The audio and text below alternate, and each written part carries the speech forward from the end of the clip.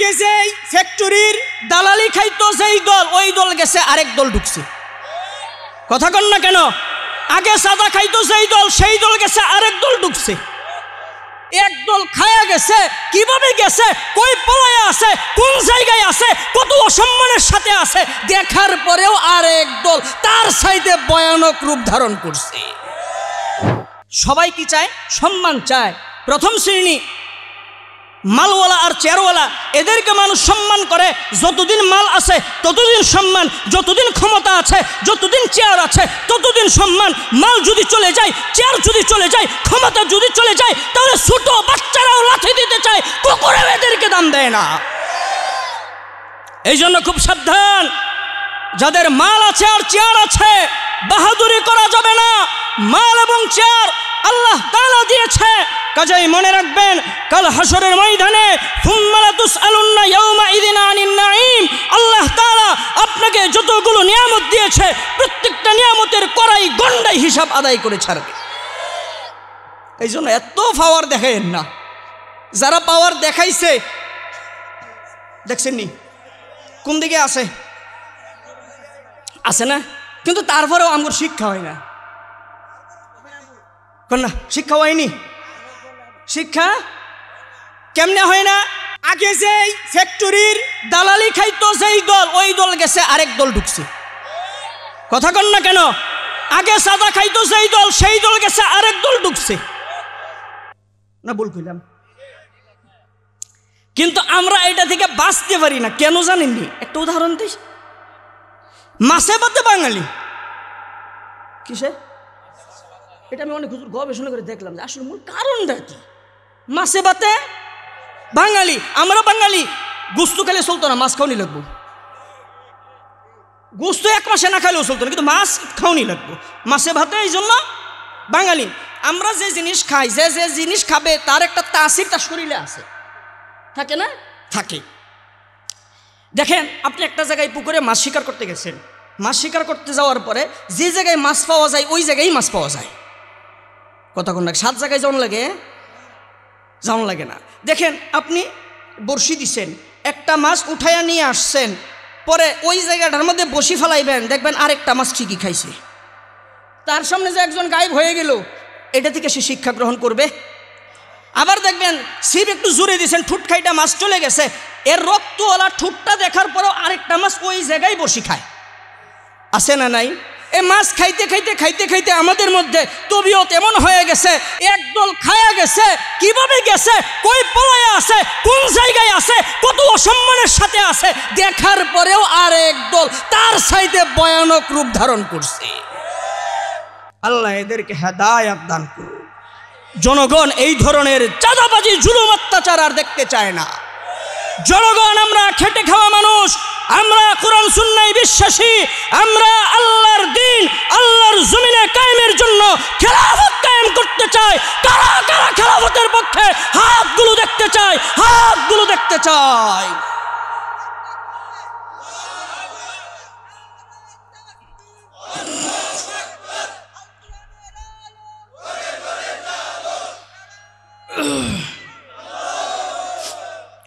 এই জন্য মেরে মুহতারাম ভাইও,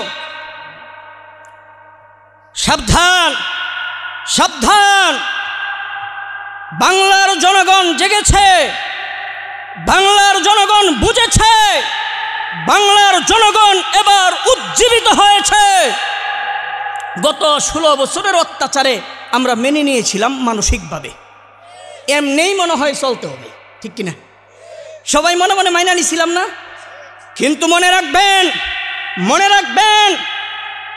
আল্লাহ তাআলা প্রজ্বলিত অগ্নিকে যারা নির্বাপিত করতে চায়, আলেমদের সাথে যারা বেইজ্জতি করতে চায়, আলেমদের বিরুদ্ধে যারা অবস্থান নিতে চায়, আল্লাহর প্রতিনিধিদের যারা বিরুদ্ধাচরণ করতে চায়, আল্লাহর গজব তাদেরকে পুরে সারখার করে দিবে। এটাই হলো আল্লাহর আইন, এটাই হলো আল্লাহর আইন। সবাই সাবধান, সতর্ক হয়ে যান। যে বা যারাই ক্ষমতায় বসবেন কোনো আপত্তি নাই, কিন্তু অদূর ভবিষ্যতে বাংলার জমিনে আলেমদেরকে যদি অপমান করা হয়, উলামায়ে কেরামের বিরুদ্ধে যদি অবস্থান নেওয়া হয়, দুর্নীতি যদি বন্ধ না করা হয়, মানুষের উপরে শাসন শোষণ যদি বন্ধ না করা হয়, তাহলে মনে রাখবেন জুলাই আন্দোলন শুরু হয়েছে, এই আন্দোলন আর শেষ হবে না ইনশাআল্লাহ। এত সোজা মনে করেন না, এত সোজা। এইবার দেখেন নবীজি বলেন দুই কারণে মানুষ তাদেরকে সম্মান করে। এক নাম্বার হলো তাদের কাছ থেকে কোনো উপকার হাসিলের জন্য, অথবা তাদের ক্ষতি থেকে নিজেদেরকে বাঁচানোর জন্য। কথা কন না কে?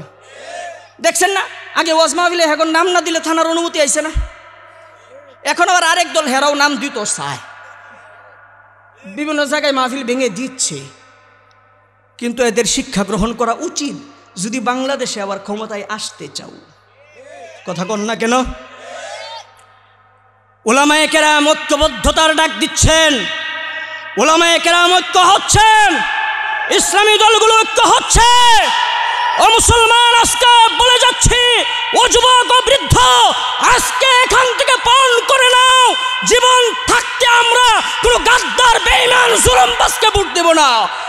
ভোট যদি দিতে হয় ইসলামী দলের সাথে থেকে বাংলার জমিনে খেলাফত কায়েম করব, খেলাফত কায়েম করব, খেলাফত কায়েম করব, করব তো ইনশাআল্লাহ। আলেমদের সাথে আছেন তো ইনশাআল্লাহ? আছেন ইনশাআল্লাহ? আল্লাহ তৌফিক দান করুক। আরে মিয়া শুনেন, আলেমদেরকে যদি ক্ষমতায় নেন তাহলে কি হইব জানেননি? হ্যাঁ বলবো,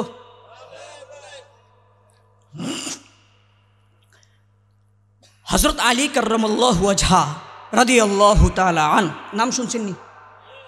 এটা কেডা?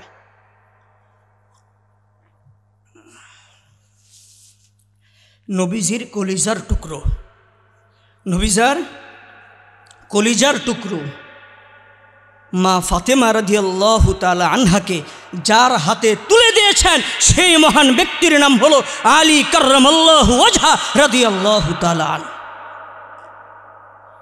আলী রাদিয়াল্লাহু তাআলা আনহু খেলাফতে বসছেন, বসার পরে এইবার কুফার বাজারে দেখেন আরেকটা জিনিস শিক্ষণীয়। নবীজি যখন খেলাফত কায়েম করলেন, রাজধানীর নাম কি? মদিনা। কন্যা মদিনা। নবীজির পরে আবু বকর রাদিয়াল্লাহু তাআলা আনহু খেলাফতে বসলেন, রাজধানীর নাম মদিনা। আবু বকরের পরে উমর রাদিয়াল্লাহু তাআলা আনহু খেলাফতে বসলেন, রাজধানীর নাম মদিনা। উমর রাদিয়াল্লাহু তাআলা আনহুর পরে উসমান রাদিয়াল্লাহু তাআলা আনহু খেলাফতে বসলেন, রাজধানীর নাম মদিনা। আলী রাদিয়াল্লাহু তাআলা আনহু উসমান রাদিয়াল্লাহু তাআলা আনহুর পরে খেলাফতে বসলেন, রাজধানীর নাম কুফা। সুবহানাল্লাহ কইবেন না? কুফা। এটা নিয়ে অনেক লম্বা আলোচনা, ওইদিকে যাব না, শুধু বুঝাইতে চাইলাম যে তখন ইসলামী খেলাফতের রাজধানী ছিল কুফায়। আলী রাদিয়াল্লাহু তাআলা আনহু প্রধানমন্ত্রী। বুঝছেন কথা? বুঝছেন হুজুররা ক্ষমতায় গেলে কি হবে, ঠিক কিনা? অনেকের এটা প্রশ্ন না, এটার একটা উত্তর দিই। আলী রাদিয়াল্লাহু তাআলা আনহু খেলাফতে বসলেন, খেলাফতে বসার পরে হঠাৎ করে একদিন কুফার বাজারে গেছে, যাওয়ার পরে দেখতেছে কয়েকদিন আগে আলী রাদিয়াল্লাহু তাআলা আনহুর একটা লৌহবর্ম হারায় গেছিল, ওই লৌহবর্ম এক ইহুদি বিক্রি করতেছে। আলী কিন্তু প্রধানমন্ত্রী, কাছে গেলেন, গিয়ে বললেন ভাই এই লৌহবর্মটা আমার, আমাকে দিয়ে দাও। ইহুদি বলতেছে বললেই হলো, এটা আমার, আমি বিক্রি করব। আলী বলতেছেন এটা অমুক জায়গায় অমুক দিন আমার গোড়া থেকে পড়ে গেছিল, এটা হারায় গেছে, তুমি যেহেতু পাইছো ভাই আমাকে দিয়ে দাও। এবার ওই ইহুদি বলতেছে এটা আপনার না, এটা আমার, এই জন্যই আমি বিক্রি করতে আসছি। এইবার আলী রাদিয়াল্লাহু তাআলা আনহু বললেন চলো যাই বিচারকের কাছে। বিচারক হলো হযরত শুরাইহ রাদিয়াল্লাহু তাআলা আনহু। গেলেন শুরাইহ রাদিয়াল্লাহু তাআলা আনহুর কাছে, তিনি হলো কুফার প্রধান বিচারপতি। কে নিয়ে গেছে? প্রধানমন্ত্রী আলী রাদিয়াল্লাহু তাআলা আনহু বিচারকের কাছে নিয়ে গেছে। যাওয়ার পরে এবার শুরাইহ রাদিয়াল্লাহু তাআলা আনহু বললেন, হে আমিরুল মুমিনিন খলিফাতুল মুসলিমিন, কি জন্য আসছেন? আলী রাদিয়াল্লাহু তাআলা আনহু বলে এই ঘটনা, আমার একটা লৌহবর্ম হারায় গেছিল, এখন তো ওর কাছে পাইছি, ও এটা দিতে রাজি হইতেছে না, ও বলতেছে ওর, কিন্তু আসলে এই জিনিসটা আমার। সুবহানাল্লাহ বলবেন না?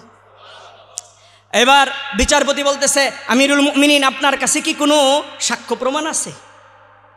আলী রাদিয়াল্লাহু তাআলা আনহু বলে হ্যাঁ দুইজন আছে। সুবহানাল্লাহ বলবেন না? দুইজন আছে। এবার বিচারপতি বলে ঠিক আছে সাক্ষ্য উপস্থিত করেন। আলী রাদিয়াল্লাহু তাআলা আনহু বলে আমার এক নাম্বার সাক্ষ্য হলো আমার নিজের সন্তান হযরত হাসান রাদিয়াল্লাহু তাআলা।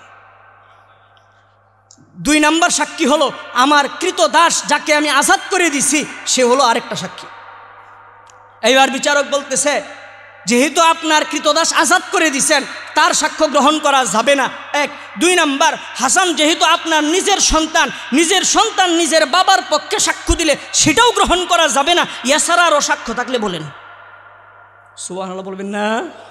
আলী রাদিয়াল্লাহু তাআলা বলে, সুরাই তুমি কি ভুলে গেছো আমার হাসান ওই ব্যক্তি যে কিনা জান্নাতি যুবকদের সর্দার। এবার বিচারপতি সুরাই বলেন, হযরত এইটা আমি জানি নবীজি বলছে, তবে সেইটা হলো জান্নাতে, দুনিয়াতে না। কাজেই দুনিয়াতে আপনার সাক্ষ্য প্রমাণ দিতে হবে আরো আছে কিনা। এইবার আলী রাদিয়াল্লাহু তাআলা অপারগ বলতেছে, না আমার তো আর সাক্ষ্য নাই। এবার ইহুদিকে জিজ্ঞেস করলো, তুমি যেটা বিক্রি করতেছো আর দাবি করতেছো তোমার, তাহলে তুমি বলো তোমার যে এটার একটা প্রমাণ দাও। ইহুদি বলতেছে, আমার হাতে আছে, আমার জিনিস আমার দখলে, এর চাইতে বড় প্রমাণ আর দরকার নেই। কথা যুক্তিক না অযৌক্তিক? দখল যার, জায়গা বুঝে না, জায়গা তার। এখন বিচারপতি বলতেছে, ঠিক আছে আমিরুল মুমিনিন, আমি আন্তরিকভাবে দুঃখিত, আপনাকে এটা দিতে পারলাম না। যাও ইহুদি ভাই, তুমি এটা নিয়ে যাও, এটা তোমার। সুবহানাল্লাহ বলবেন না? এইবার ইহুদি যায় না, বৈশা বৈশা কান্দে। ইহুদি যায় না, কান্দে। আলী রাদিয়াল্লাহু তাআলা বলে, এই তোমারে দিয়ে দিছি বিচারকে, তুমি কান্দো কা? তুমি কান্দো কা? আমি কি হাসিনার মতো যে ফিসি পুলিশ ঢুকাই দিব? কথা কয় না কা? এইবার হযরত আলী রাদিয়াল্লাহু তাআলা কে ইহুদি বলে, চোখের পানি ছেড়ে দিছে, ছেড়ে দিয়ে বলতেছে, হে আমিরুল মুমিনিন, এতদিন শুনেছি ইসলাম ন্যায় বিচার প্রতিষ্ঠা করে, এতদিন শুনেছি ইসলাম শান্তির ধর্ম, এতদিন শুনেছি ইসলাম কোনো বৈষম্য করে না, কিন্তু আজকে নিজের চোখে দেখলাম আপনি আমিরুল মুমিনিন, প্রধানমন্ত্রী হওয়া সত্ত্বেও আমি একজন ইহুদি ও মুসলিম, তারপরেও দেখেন আমার কোনো সাক্ষ্য নাই। আপনার 2টা সাক্ষ্য নিজের ঘরের, এই 2টা সাক্ষ্য থাকার পরেও কত সুন্দর একটা বিচার হলো, ইসলাম কত সুন্দর, এই লৌহ বর্মটা আমার না, শুধু আমি একটু মিথ্যার আশ্রয় নিয়েছি, আর সাথে সাথে আমাকে দিয়ে দিছে। এই ইসলামের চাইতে আর কোনো উন্নত ধর্ম হতে পারে না, কাজে আমাকে তাড়াতাড়ি মুসলমান বানায় দেন। এইবার সাথে সাথে ঈমান এনে মুসলমান হয়ে গেল। আলী রাদিয়াল্লাহু তাআলা আনহু বুকে জড়ায় বলতেছে, ও আমার ইহুদি ভাই, তুমি তো আজকে ইহুদি না, তুমি তো আমার মুসলমান ভাই। আচ্ছা তুমি বাড়ি থেকে হেঁটে যাইবা? দরকার নাই, দরকার নাই, আমি তোমাকে একটা গুড়া উপহার দিয়ে দিলাম, লৌহ বর্মটাও হাদিয়া দিয়ে দিলাম। হুজুররা ক্ষমতায় আসলে কি হবে বুঝছেননি? আর আমাদের দেশের অবস্থা হয়েছে এমন, যেই দল ক্ষমতায় থাকে ওই দল নিষ্পাপ। কত কয় না? আর বিরোধী দলের গুনার অভাব নাই, 100-150 মামলা। আর যেই দিন রাতারাতি যেই দিন ক্ষমতার চেয়ার পরিবর্তন হয়, ওই 100-150 মামলার গুনাহগার নিষ্পাপ হয়ে যায়, আর নিষ্পাপরা মামলার সুরে দেশছাড়া হয়ে যায়। এই আইন ব্যবস্থা যতদিন পর্যন্ত ইসলামকে অনুসরণ না করবে, ওই আইন, ওই কোর্ট কাচারি কখনো মানুষের শান্তি প্রতিষ্ঠা করতে পারে না, পারে না, পারে না। এই জন্য ভাইয়েরা আমার, যতদিন এই দেশে ইসলাম কায়েম না হবে, যতদিন কোরআনের আইন বাস্তবায়ন না হবে, যতদিন ইসলামের আইন বাস্তবায়ন না হবে, যতদিন আল্লাহর জমিনে আল্লাহর খেলাফত কায়েম না হবে, ততদিন পর্যন্ত শান্তি আসতে পারে। কারা কারা খেলাফতের পক্ষে আসেনি? সবাই। আল্লাহ সবাইকে তৌফিক দান করুক। তাহলে বলছিলাম, মানুষ যাদেরকে সম্মান করে, প্রথম শ্রেণী হলো মালওয়ালা আর চেয়ারওয়ালা। এদেরকে মানুষ সম্মান করে কয় কারণে? 2 কারণে। 1 নাম্বার হলো তাদের কাছ থেকে উপকার হাসিল করার জন্য, 2 নাম্বার হলো তাদের ক্ষতি থেকে নিজেদেরকে বাঁচানোর জন্য। কাজে এই ধরনের সম্মান কেউ চাননি, কেউ চান। এবার আসেন স্থায়ী সম্মান, জ্ঞানওয়ালা। কিওয়ালা? জ্ঞানওয়ালা। আল্লাহ তাআলা পবিত্র কোরআনের মধ্যে বলেন, ইয়ারফাইল্লাহুল্লাযীনা আমানু মিনকুম ইয়ারফাইল্লাহুল্লাযীনা আমানু মিনকুম ওয়াল্লাযীনা উতুল ইলমা দারাজাত। তোমাদের মধ্য থেকে যারা ঈমানদার, যারা ঈমান আনে এবং ইলমে ওহীর জ্ঞান অর্জন করে, ইলম অর্জন করে, আমি আল্লাহ তাদের সম্মান আরশে আজিম থেকে বাড়ায় দিই। আস্তে কোন সুবহানাল্লাহ। তার মানে আলেমদের সম্মান আসে কোথায় থেকে? আসমান থেকে। আলেমদের সম্মান আসে আসমান থেকে। দেখেন, যাদের মাল আছে, চেন আছে, তাদেরকে সম্মান করা হয় দুই কারণে। হয়তো তাদের কাছ থেকে উপকার হাসিলের জন্য, নয়তোবা তাদের ক্ষতি থেকে নিজেদেরকে বাঁচানোর জন্য। কিন্তু আলেমদের প্রতি যে আমাদের ভালোবাসা, একজন হাফেজের প্রতি যেই ভালোবাসা, আলেমের প্রতি যেই ভালোবাসা, মুফতি মুহাদ্দিসের প্রতি যেই ভালোবাসা, এই ভালোবাসার মধ্যে কোনো স্বার্থ নাই। এই ভালোবাসার জন্য তাদেরকে কোনো ধরনের বল প্রয়োগ করা হয় না। আমরা যে আলেমদেরকে ভালোবাসি, এই ভালোবাসার জন্য মিছিল করাইয়া 500 টাকা দিতে হয় না। আলেমদের ভালোবাসার জন্য কাউকে দাওয়াত দিতে হয় না। আলেমদের ভালোবাসা আসে কোথায় থেকে? জোরে কোন? আসমান থেকে। আলেমদের ভালোবাসা কে দেয় দিলের মধ্যে? একজন মানুষ রিক্সাওয়ালা, 3টা ছেলে হাফেজ। এলাকার মধ্যে সবাই বলে উমুক একটা কাজ করছে, 3টা ছেলে 3টারেই হাফেজ বানাইছে। বলে কিনা? এই যে বলে 3টা ছেলে 3টাকেই হাফেজ বানাইছে, এরপর থেকে রিক্সা 10টা খাড়া, তারপরেও কোনোটারে ডাকে না, তুমি আইও বারাডা ও পাক। কথা কন না কেন? এই রিক্সাওয়ালাকে বলে ভাই একটা কাজের কাজ করছো, মাশাল্লাহ মাশাল্লাহ, একটা ভালো কাজ করছো, সন্তানগুলারে মানুষ করছো, মরলে তো অন্ততপক্ষে জানাজা নামাজ পড়াইতে পারবে, লাশটা কবরের মধ্যে দিতে পারবে, কিন্তু আমি তো দিছি 2টা ফাটা জন্ম। কথা কন না কে? আসলেই কথা কিন্তু ঠিক। আপনি দিছেন ফাটা জন্ম, রিক্সাওয়ালা দিছে হাফেজ জন্ম। কেন কইলাম? ওই ফাটা কি এমনিই হইছে না আপনি বানাইছেন? যখন বেনিফুরে হাতে লাগে তখন আমার সেক লাগে। বয়স হয়ে গেছে 20, মেয়ে নিয়ে ঘুরে, কোনোভাবেই থামে না, ইজ্জতের 12টা বাজায় ছেড়ে দে। এইবার যাই হুজুরের কাছে, পানি ভরা, তেল ভরা, গ্যাস ভরা পাইপ পরার জন্য, হুজুর যে কোনো মূল্যে ফিরান, ইজ্জত শেষ। কথা কন না কেন? কিন্তু 20 বছরের পরে কি ছেলেরে ভালো করন যায় নাকি জন্মের পর থেকে ভালো করতে হয়? তখন কোনো চেষ্টা নাই। কথা কন না কেন? চেষ্টা আছে, চেষ্টা নাই, ওই দিকেও আলোচনা করব না। এবার দেখেন মেরে মুহতারাম ভাইও, আলেমদের প্রতি যে ভালোবাসা, সেই ভালোবাসা দেন কে? আলেমদের ইজ্জতের হেফাজত করেন কে? যদি তুমি নাটক বানাও, নাটক বানাইয়া আলেমদেরকে কারাগারে নিয়ে যাও, কারাগারে নিয়ে তুমি যত অপবাদ দাও, যত মামলা দাও, দেখবা একজন আলেম যখন জেল থেকে বের হয় তখন তার বক্তের সংখ্যা 1000 গুণ বেড়ে যায়। কথা কন না কেন? শাইখুল হাদিস ইবনে শাইখুল হাদিস, ওনাকে নিয়ে যত ষড়যন্ত্র করেছে, সম্মান বাড়ছে না কমছে? রফিকুল ইসলাম মাদানী সম্মান বাড়ছে না কমছে? আলেমদের সম্মান বাড়ছে না কমছে? চেরাগেরা কে ইজ্জত বর ফরুজাত, কাছে কষ্টব জনদের ইশাস বাসুজাত। কথা কোন ঠিক না ঠিক? আল্লাহর প্রজ্বলিত আগুনকে কেউ যদি নিভাইতে চাও, আল্লাহ যার সম্মান আরশ থেকে দিয়েছে, ওই সম্মান নিয়ে যারা ছিনিমিনি খেলবা, 14 গোষ্ঠী পর্যন্ত অসম্মানী হইবা। বাস্তব না অবাস্তব? সামনে না পিছনে? ইদানিং না বিগত? এই জন্য মেরে মোহতারাম ভাইও, আলেমদের সাথে আসেন, আসেন ইনশাআল্লাহ। এবার দেখেন আলেমদের সম্মান কোথায় থেকে শুরু হয়েছে, একটু বলি। আলেমদের সম্মান কোথায় থেকে শুরু? প্রথম মানুষ নাম কি? আস্তে কোন মানুষ শুনে বলাইব? হযরতে আদম আলাইহিস সালাম। আদম আলাইহিস সালাম। এবার আদম আলাইহিস সালামকে আল্লাহ তাআলা বানানোর সিদ্ধান্ত নিলেন। প্রথমে ফেরেশতাদের সাথে একটা ফর্মালিটি হিসেবে পরামর্শ করলেন, ও আমার ফেরেশতারা, আমি তো আমার প্রতিনিধি দুনিয়াতে বানায় পাঠাইতে চাই, তোমরা কি বলো? এইবার ফেরেশতারা বলে, আল্লাহ গো, আপনার ইবাদত বন্দেগী, তাসবিহ, তাহলিল, জিকির, আজগার করার জন্য আমরাই তো যথেষ্ট, দরকার নাই অন্য কাউরে বানানোর। যদি বানান তাহলে আর মারামারি, কাটাকাটি, হানাহানি, রক্তারক্তি করবে, দরকার নাই। আপনি আমগরে যা কোন আমরা তো তাই করি, এর বাইরে কিছু করি না, বানানোর দরকার নাই। কিন্তু আল্লাহ তাআলা ফেরেশতাদের পরামর্শ নিলেন না। সিদ্ধান্ত কার? আস্তে কোন কার? আল্লাহ। আল্লাহ তাআলা আদম আলাইহিস সালামকে বানাইলেন। বানানোর পরে এইবার আল্লাহ তাআলা ও আল্লামা আদম আল আসমাআ কুল্লাহা সুম্মা আরাদাহুম আলাল মালাইকা।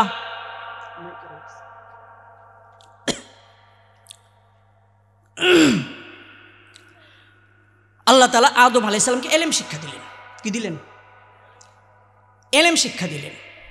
এলেম শিক্ষা দেওয়ার পরে এইবার আচ্ছা বলেন তো কে শিক্ষা দিছে? কারে শিক্ষা দিছে? আদম আলাইহিস সালামকে। কথা বুঝতে হবে কিন্তু। এলেম শিক্ষা দিলেন, দেওয়ার পরে আল্লাহ তাআলা এবার ফেরেশতাদেরকে ডাকলেন, ডেকে আদম আলাইহিস সালামকে সামনে আইনা এবার বললেন, ও আমার ফেরেশতারা, তোমরা বলো তো এইগুলোর নাম কি? এইবার ফেরেশতারা বলে, সুবহানাক লা ইলমা লানা ইল্লা মা আল্লামতানা ইন্নাকা আনতাল আলিমুল হাকিম। বলেন, আল্লাহ আপনার জাত পবিত্র, আপনি আমাদেরকে যা শিখাইছেন তাই জানি, এর বাইরে কিছু জানি না। সুবহানাল্লাহ বলবেন না? ফেরেশতারা কেমন জানেন? এটা ফেরেশতাদের সাথে আমি বেয়াদবি না, মানে বাস্তবতা বোঝানোর জন্য একটা উদাহরণ দিচ্ছি। বর্তমানে পৃথিবীতে রোবট দেখছেন না? রোবট এদেরকে যে কাজের জন্য বানাইছে ওইটাই জানে, এর বাইরে কিছু করতে পারে? যেটার জন্য সেট দেওয়া এটাই পারে। তো আল্লাহ তাআলা যে ফেরেশতাকে সেজদার জন্য বানাইছে কিয়ামত পর্যন্ত সেজদা, যেই ফেরেশতাকে রুকুর জন্য বানাইছে কিয়ামত পর্যন্ত রুকু, যেই ফেরেশতাকে জিকিরের জন্য বানাইছে কিয়ামত পর্যন্ত জিকির। অর্থাৎ আল্লাহ তাআলা যেটার জন্য বানায় রাখছে ওইটাই করে, এর বাইরে কিছু করতে পারে না। এবার ফেরেশতারা বলে, আল্লাহ আপনি যা দিছেন এইটাই জানি, এর বাইরে কিছু জানি না। এইবার আল্লাহ বলেন, তোমরা তো বলছিলে আদমরা যাতে না বানাই, এই আদম তুমি বলো এগুলোর নাম। ফেরেশতারা তো পারলো না। এইবার আদম আলাইহিস সালাম একটা একটা একটা একটা করে সবগুলো নাম বলে দিলেন। আস্তে কোন সুবহানাল্লাহ, সবগুলো নাম বলে দিলেন। এইবার আল্লাহ তাআলা বলতেছে, ও আমার ফেরেশতারা, আজকে আমি তোমাদের এলেমের পরীক্ষা নিলাম। আমি সেই এলেম আদমকে শিক্ষা দিয়েছি, আজকে তোমাদের মধ্যে আর আদমের মধ্যে ওই এলেমের পরীক্ষা হয়ে গেল। আর ওই পরীক্ষার মধ্যে আদম পাস হয়েছে। আদম যেহেতু এলেমের পরীক্ষায় পাস হয়েছে, তাহলে এলেমওয়ালা আদমকে পুরস্কার হিসেবে প্রথম তোমাদের সম্মান করতে হবে সেজদার মাধ্যমে। তোমরা সবাই আদমকে সেজদা করো। কেন করবা? কারণ আদমের মধ্যে আমি আল্লাহ এলেম দিয়ে দিছি। সাথে সাথে সাথে সাথে সবাই একটা হাতটা তুলছেন নি? দেখছেন?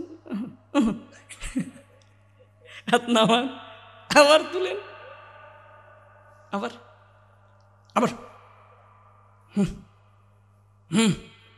দেখছেন? অনেকে তুলবো না, আমি যে কেন তুলাইতেছি এটা বুঝতেছেন না। হাতটা নামান, পরে কিন্তু ধরা খাইবেন।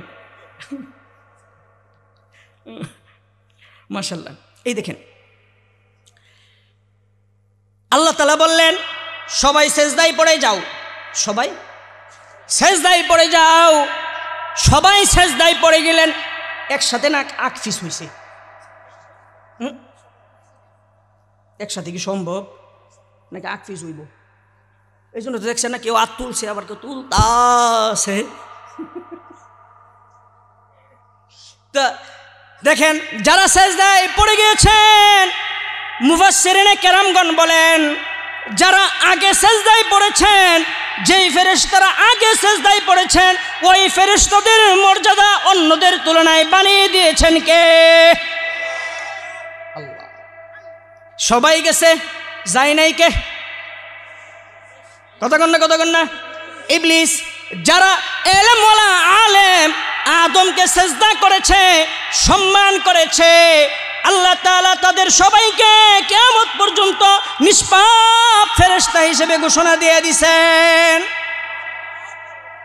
আর যেই কিনা সেজদা করে নাই তাকে বিতাড়িত করে দিয়েছেন। ঠিক কিনা? কি কি পাওয়ার নিয়ে আসছে একটু আগে হুজুর আলোচনা করে গেছেন। ঠিক কিনা? ওইটা আলোচনা করার দরকার নাই। মনে রাখবেন, আল্লাহ তাআলা আদম আলাইহিস সালামকে বানাইয়া প্রথমেই এলেম শিক্ষা দিলেন। কি শিক্ষা দিলেন? এলেম শিক্ষা দিলেন। এলেম শিক্ষা দিয়া এলেমের পরীক্ষা নিলেন। এলেমের পরীক্ষায় যখন আদম আলাইহিস সালাম পাশ করলেন, তখন আদমকে সেজদা করানোর মাধ্যমে সম্মান দান করলেন। যারা সম্মান করলো তারাও সম্মানিত হয়ে গেল, যে সম্মান করলো না সে বিতাড়িত হয়ে গেল। মনে রাখবেন, কিয়ামত পর্যন্ত আনেওয়ালা মানুষের মধ্যে যে বা যারাই আলেম হবে তাদের সম্মান আল্লাহ আরশ থেকে বাড়ায় দিবেন। আর এই আলেমদেরকে যারা সম্মান করবে তাদের সম্মান আল্লাহ বাড়িয়ে দিবেন। আর যারা আলেমদের সাথে বেঈমানি করবে, গাদ্দারি করবে, বেয়াদবি করবে, কিয়ামত পর্যন্ত তাদেরকে আল্লাহ ধ্বংস করে দিবেন, ধ্বংস করে দিবেন, ধ্বংস করে দিবেন।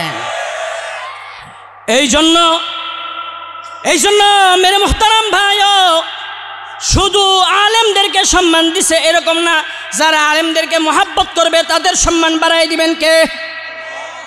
কে বাড়াইবেন? আল্লাহ। ফেরেশতাটা বাড়াইছে না? বাড়াইছে। কিন্তু এখন বহুত মানুষ আছে যারা বিভিন্ন কানাঘুষা করে, হুজুররা ব্যবসা খুলে বইছে, মাদ্রাসায় পড়াইলে পেট চলে না, মাদ্রাসায় পড়াইলে এই হয় না, মাদ্রাসায় পড়াইলে ওই হয় না, এই বুঝে না, সেই বুঝে না, এমন লোক আছে না নাই? যদি কারো মাথায় এই ধরনের চিন্তা আসে, মনে করতে হবে এর মাথায় কুত্তাই মুতছে। কোনো সন্দেহ আছে? হ্যাঁ। এই জন্য দেখেন, শুধু সম্মান কি আলেমের বাড়াইছে এরকম নি। রিক্সাওয়ালার ছেলে হাফেজ, রিক্সাওয়ালার ছেলেকে যেমন সম্মান করে, রিক্সাওয়ালারে বেইজ্জতি করেনি নাকি? এর প্রতিও সম্মান দিলে অটোমেটিক আসে, অটোমেটিক আসে না? এটা কে দিছেন? শুধু এইখানেই না, এইখানেই না, যখন একজন হাফেজের মা বাবা মারা যাবে, হাদিসের মধ্যে আসছে, নবীজি বলেন কাল হাসরের মাঠে হাফেজের মা এবং বাবাকে বিশাল বড় একটা সিংহাসন করা হবে, বিশাল বড় একটা স্টেজের মধ্যে দুইটা চেয়ার বসাইয়া, ওই দুইটা চেয়ারের মধ্যে হাফেজের মা বাবাকে বসাইয়া এমন একটা নূরের মুকুট পরাইয়া দিবেন, যেই নূরের মুকুটের আলো দুনিয়ার সূর্যের চাইতেও বেশি হবে।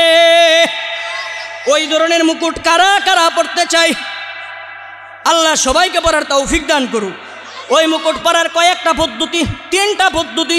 কন্যা কয়টা? 3টা পদ্ধতি। 1 নাম্বার, নিজে আলেম হইতে হবে। কি হইতে হবে? আলেম হইতে হবে। 2 নাম্বার হলো নিজের সন্তান আওলাদদের